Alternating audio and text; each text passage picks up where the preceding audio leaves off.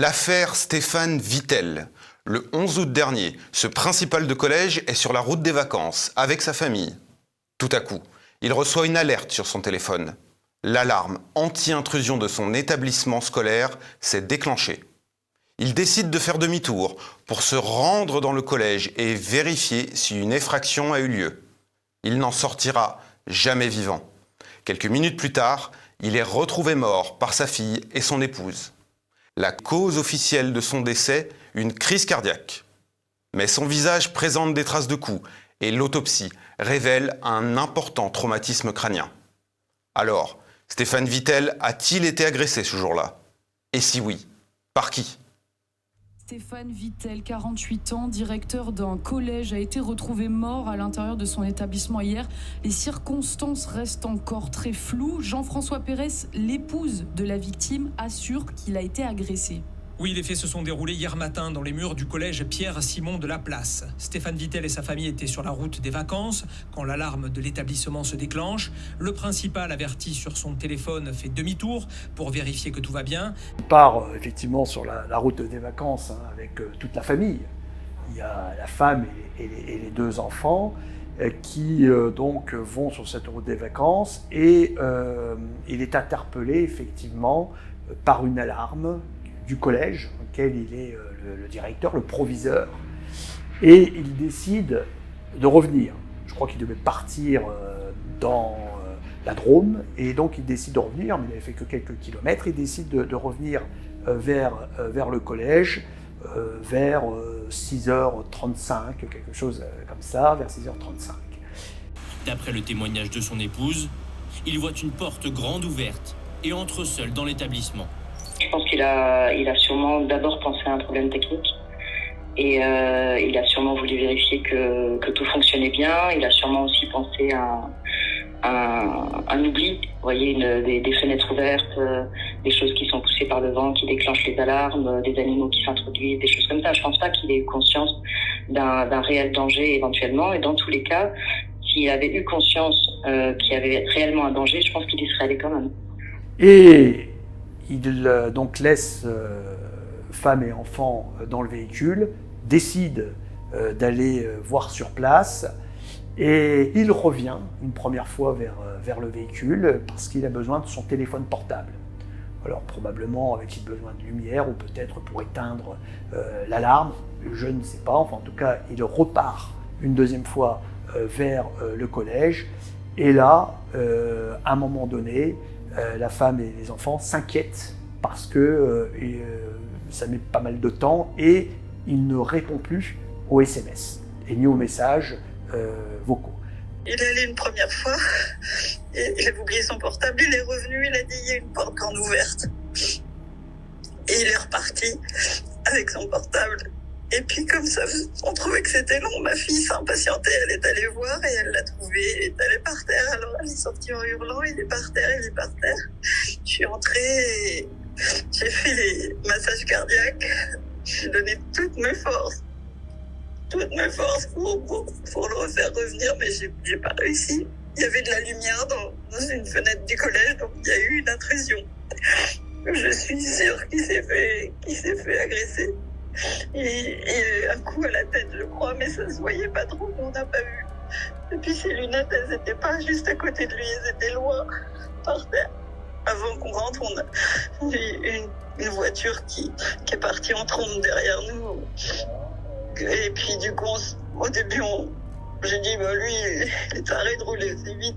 On n'en sait rien, il y a une enquête et il a peut-être fait une crise cardiaque. En tout cas, il y a eu une intrusion, c'est sûr. Et de toute façon, il ne serait pas allé dans son collège à 6h45 le 11 août. Il n'y avait pas une alarme, mais voilà, il y a eu l'alarme. C'est un collège plutôt calme, à proximité du quartier prioritaire de la ville, mais en tout cas, il n'y a pas de problème particulier dans ce collège. Je pense que c'est pas forcément lié au quartier lui-même. Les personnels de direction n'ont pas à assumer un gardiennage H24 des établissements, y compris lorsqu'ils sont logés en logement de fonction. La plupart des chefs d'établissement, la plupart des gens qui ont aussi des logements de fonction dans les établissements et se sentent responsables de l'établissement. Il y a quand même un vrai attachement.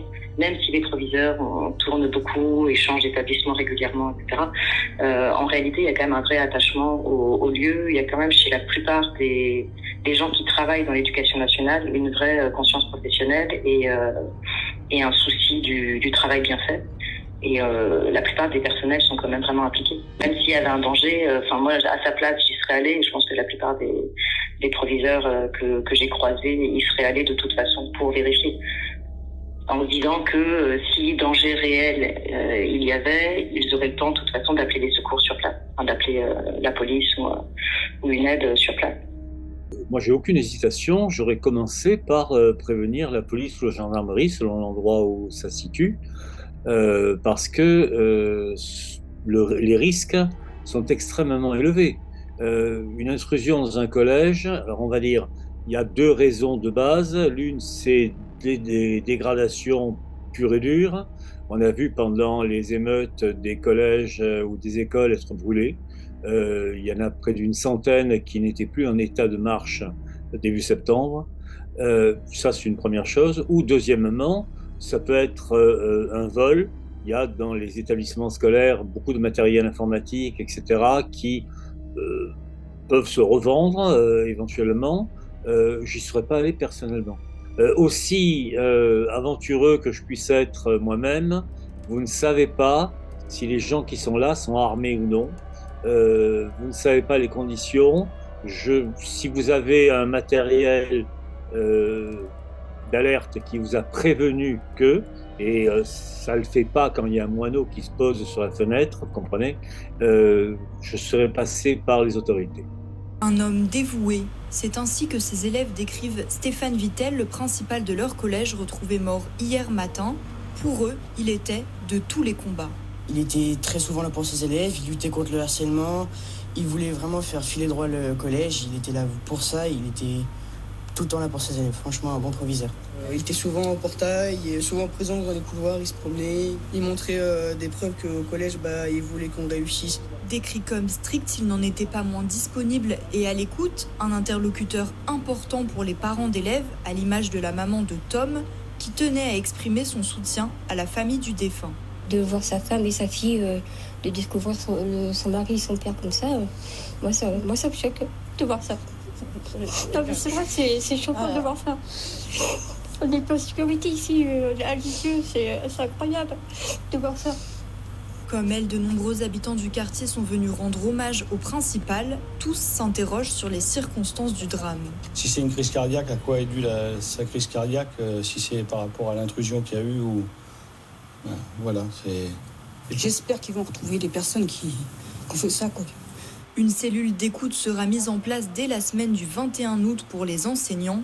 Les élèves pourront s'y rendre le jour de la rentrée des classes. Hier soir, des parents d'élèves se sont rassemblés pour déposer devant les portes du collège des fleurs et des bougies. Le ministre de l'Éducation nationale, Gabriel Attal, a envoyé ses pensées et son soutien à la famille et aux collègues de Stéphane Vittel. Une autopsie sera pratiquée dans la journée. La commune de Lisieux organisera un hommage public au principal, sans doute la semaine prochaine. Noémie, Esteban et Lénie se sont donné rendez-vous devant leur collège. Ils ont accroché 7 banderoles où chacun a écrit quelques mots en hommage à leur principal. Merci Monsieur Vittel de m'avoir soutenu et cru en moi, vous allez nous manquer Noémie. On pouvait tout le temps aller toquer à sa porte, il était tous les matins au portail, tous les soirs, à chaque fois. Il a mis plus de choses en place au niveau de l'harcèlement aussi. La lutte contre le harcèlement, de l'avis de tous, une priorité absolue pour Stéphane Vittel. Sur la banderole, on lit aussi cette phrase. J'espère que justice sera faite. En parallèle, les investigations, évidemment sur le terrain, se poursuivent pour tenter de déterminer s'il y a eu ou non intrusion, relevé d'empreintes, enquête de voisinage. Si aucun désordre n'a été constaté par les enquêteurs dans l'établissement, ni aucune arme retrouvée selon le parquet de Lisieux. En revanche, les premières constatations ont permis déjà d'identifier une trace d'effraction sur une porte secondaire située à l'arrière du collège. Eh bien, très clairement, l'enquête s'oriente vers la piste criminelle puisqu'on a appris aujourd'hui que des traces d'effraction avaient été découvertes sur une porte d'entrée du collège. Il n'y a pas des miradors autour des écoles, il n'y a pas du barbelé, il y a des grilles qui sont quand même très facilement franchissables par n'importe quel jeune qui a une condition physique normale. Et donc, on a quand même des intrusions, des jeunes qui viennent, souvent des anciens élèves ou des élèves des établissements d'à côté, qui viennent soit comme ça par provocation, histoire de montrer qu'ils peuvent venir faire un tour, et souvent on met un petit peu de temps à les repérer quand même au milieu des autres, soit ils viennent pour régler des comptes avec certains des élèves parce qu'ils sont sûrs de les trouver en fait. À cet endroit-là, c'est un endroit, comme les élèves sont parqués dans l'établissement, ils savent que voilà, quand ils sont là, on peut mettre la main dessus. Puis on a des adultes qui essaient de s'introduire aussi, souvent des parents mécontents, qui viennent pour menacer des enseignants ou l'administration hors rendez-vous en fait, qui viennent quand ils sont, disons, sous un coup de colère. Ils arrivent à l'établissement et ça on essaie vraiment de les canaliser, donc on est briefé par les administratifs en général. Les enquêteurs ont ratissé le secteur, ils ont cherché le moindre indice, le moindre élément pour savoir si oui ou non il y avait bien eu une intrusion au moment de la présence du principal dans l'établissement. Mais l'un des éléments déterminants, ça sera évidemment l'autopsie sur le corps de la victime. Elle doit être pratiquée à partir de lundi, nous disait la procureure de la République de Lisieux, et elle pourrait permettre de déterminer très précisément les circonstances du décès du proviseur. Et à Lisieux, l'enquête se poursuit après la mort suspecte de Stéphane Vittel, ce principal de collège retrouvé inanimé au sein de son établissement vendredi dernier.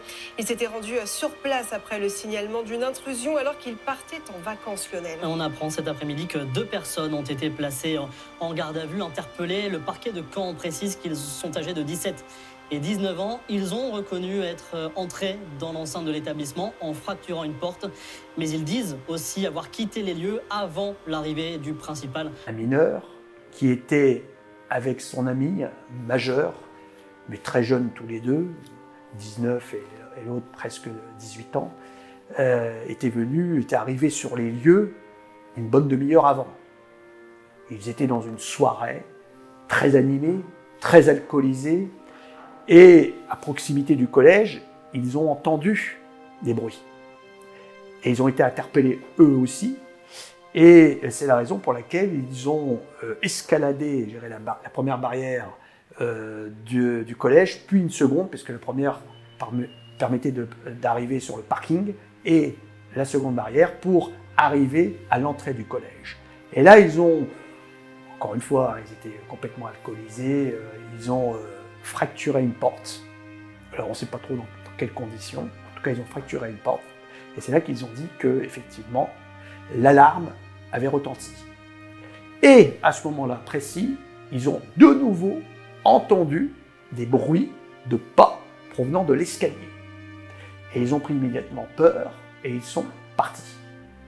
Quand l'alarme retentit à 5h59, les 2 jeunes alcoolisés prennent la fuite.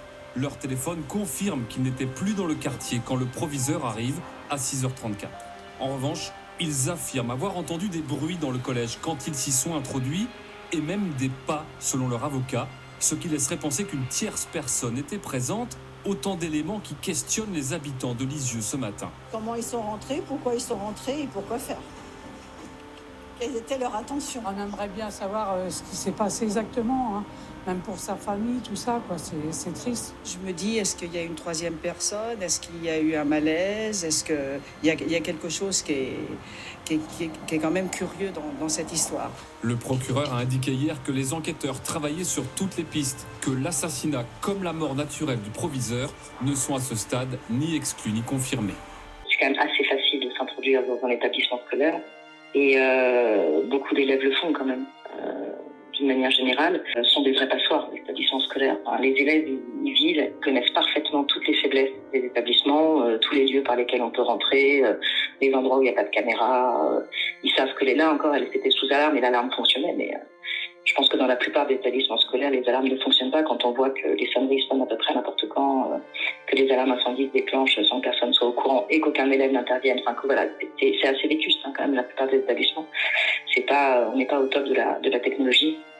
Donc, je pense pas qu'il faille surinterpréter finalement l'intrusion des 2 jeunes qui ont voulu faire des vidéos. Je pense que ça s'est un peu toujours fait, et avec un esprit qui n'est pas toujours un esprit de provocation absolue quand il n'y a pas de dégradation. Et a priori, ces 2 jeunes ne sont pas venus pour dégrader, Donc il n'y avait pas d'hostilité absolue.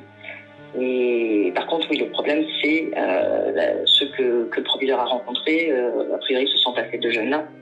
Mais là, il y avait quelqu'un d'autre, effectivement, qui est intervenu. C'est au fond une tentation permanente. Vous savez, c'est la tentation permanente d'aller indûment dans un endroit où le reste du temps, on est forcé d'aller. Bon, une espèce de revanche, de provocation. Il y avait peut-être une intention frauduleuse, mais enfin, à 2, à pied, etc., vous n'allez pas bien loin quand même. Hein.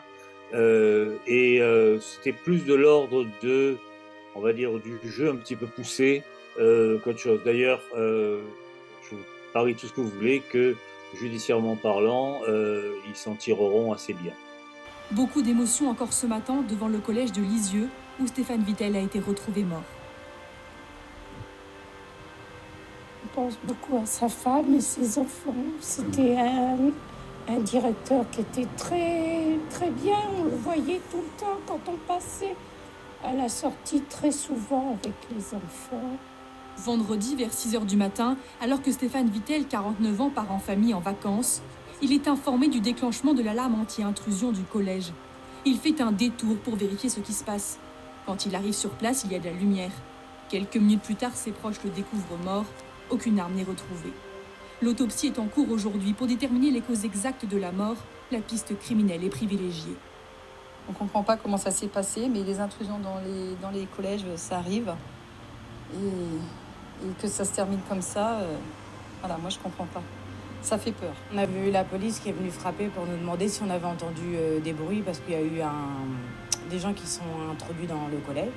Donc nous, on n'a rien entendu, mais beaucoup attristés par cette histoire. Beaucoup du mal à dormir et à être rassurés. Nous avons joint la femme du proviseur.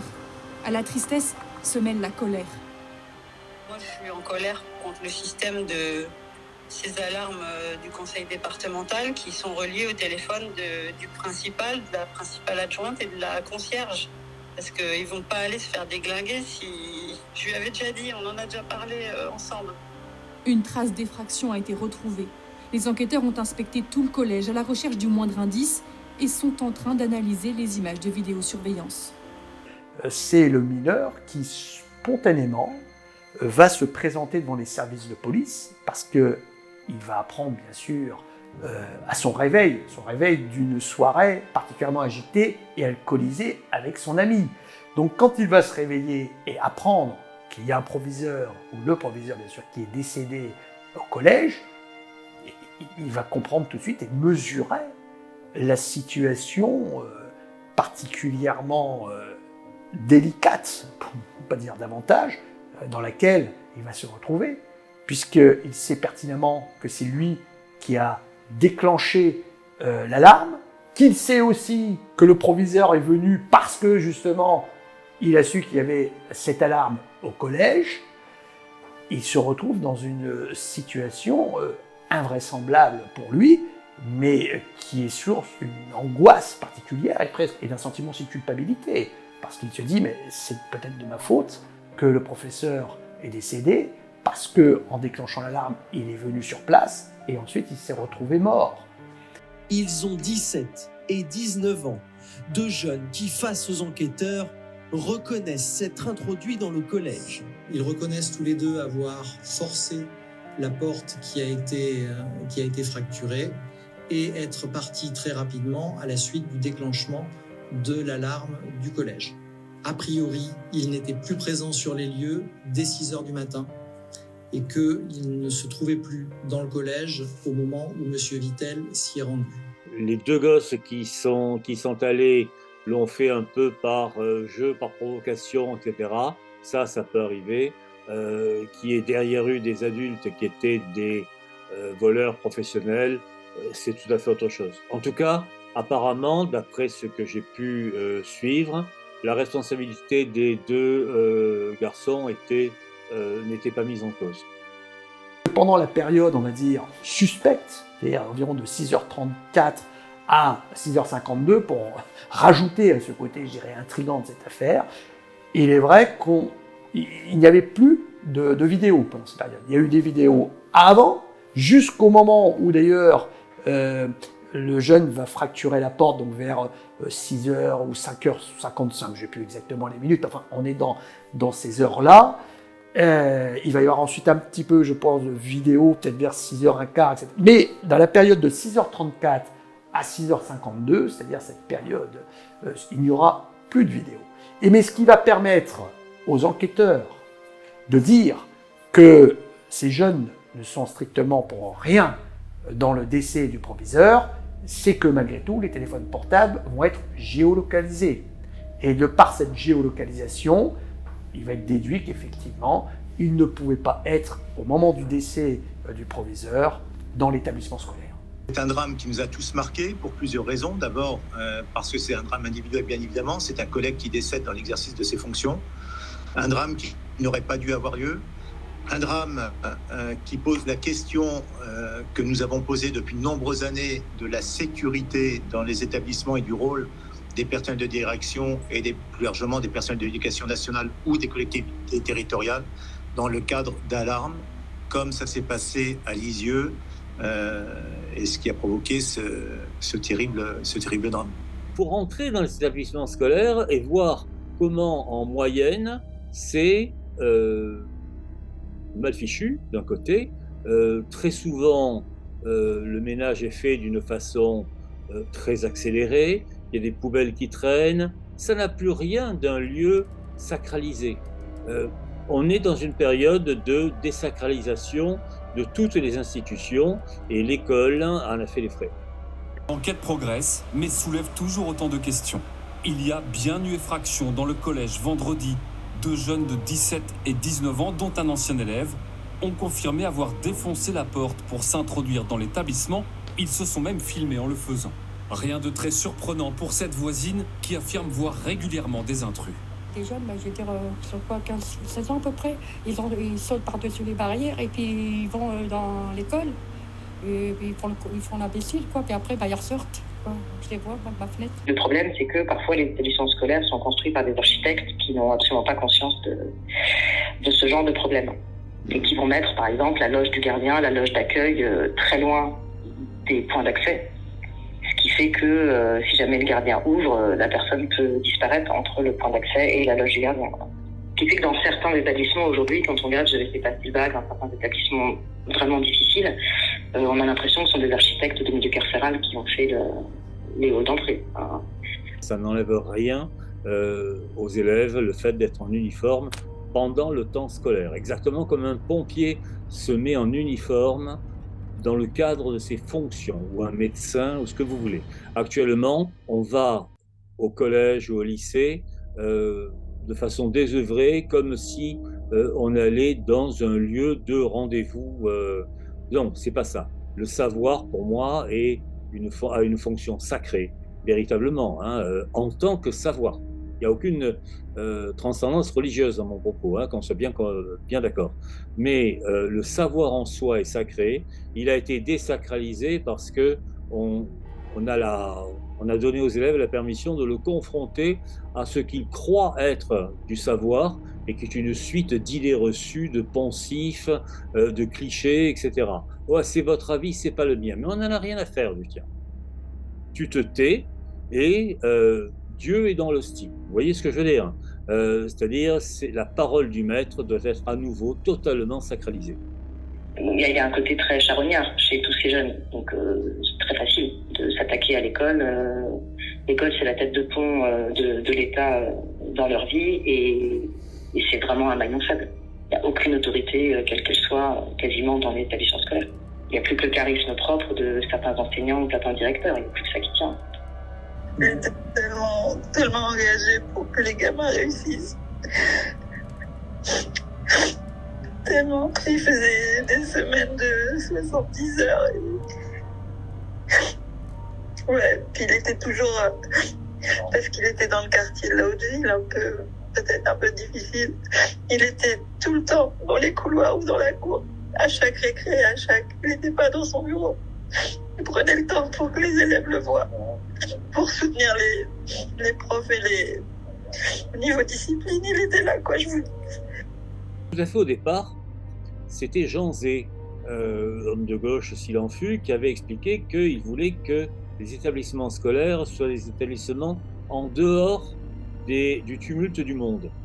C'est-à-dire quelque chose qui s'apparentait, c'est la logique de la Troisième République, hein, lorsque Péguy dit que les profs sont les hussards noirs de la République, c'est une façon de séculariser quelque chose qui au fond était religieux, pratiquement. Donc les lieux de culture sont assimilés à des lieux de culte. Donc pendant très très très longtemps, c'était effectivement sacré. Je rappelle qu'il y a un nombre, par exemple, important de lycées qui sont installés dans d'anciens séminaires, d'anciens collèges religieux, etc. Vous voyez Louis le Grand, par exemple, hein, à Paris. Et c'est fini. C'est fini. Ça a commencé lors des émeutes de 2003. Des dizaines d'écoles et de bibliothèques ont été saccagées, brûlées, etc. Alors, l'interprétation que j'en fais, c'est que si justement, pour des émeutiers, des racailles, ce que vous voulez, ce ne sont plus des lieux sacrés, c'est que ce qu'on leur a dispensé en guise d'enseignement n'était plus sacrable. C'est-à-dire qu'on ne leur a pas inculqué le respect de la langue, le respect de l'histoire, le respect du savoir. On a passé, c'est la loi Jospin, le temps à leur demander leur avis. Et toi, qu'en penses-tu? La Terre est-elle plate ou ronde? Et toi, qu'en penses-tu de Darwin? Et toi, qu'as-tu envie de dire sur la Shoah? Il faut bien comprendre que dans un système, on va dire, cultuel, on ne demande pas l'avis des assistants. À la messe, le curé ne va pas demander aux fidèles « Pensez-vous vraiment qu'il y ait présence effective de Dieu dans l'hostie ?» Ça nous avance. Or, c'est à ça qu'on arrive à l'école, c'est-à-dire qu'on leur demande sans cesse leur avis, c'est la loi. C'est la loi. Tant qu'on n'aura pas déboulonné la loi Jospin, on s'expose à des problèmes de plus en plus nombreux. Je rappelle que 3 mois après la loi Jospin, juillet 1989, c'était la première affaire de voile. C'est-à-dire, c'est notre droit. Hein. L'école, c'est vraiment le laboratoire de la société. Donc, les jeunes ont quand même des barrières morales qui se sont largement abaissées. Ils sont confrontés à une ultra-violence permanente à travers toutes les vidéos qu'ils regardent, les univers qu'ils fréquentent. Ils ont un imaginaire qui est beaucoup plus violent que ne l'était celui des générations antérieures. En plus, la réponse en face de l'autorité s'est quand même affaiblie de façon absolument sidérante. Donc il y a une impunité quasi totale, quel que soit le délit commis. Donc tout ça, ça pousse évidemment à transgresser toujours davantage. Et puis à côté de ça, il y a aussi le problème global de l'école en tant que structure qui n'offre plus grand-chose à tous ces jeunes en fait. Donc par l'effondrement du niveau scolaire, par l'hypocrisie générale qui règne, on leur dit ils travaillent à l'école, mais en fait ça n'a aucun sens. Travailler pour faire quoi? Finalement pour obtenir des diplômes dans des séries qui ne les mèneront à rien, avec des taux d'échec absolument colossaux. Et puis l'accumulation de lacunes, et puis une école qui devient une espèce de machine à formater sur le plan idéologique, mais qui n'est plus une machine à former. Il y a un mensonge, en fait. Un mensonge de l'école qui peut quand même aussi nourrir cette rancune des élèves face à l'institution.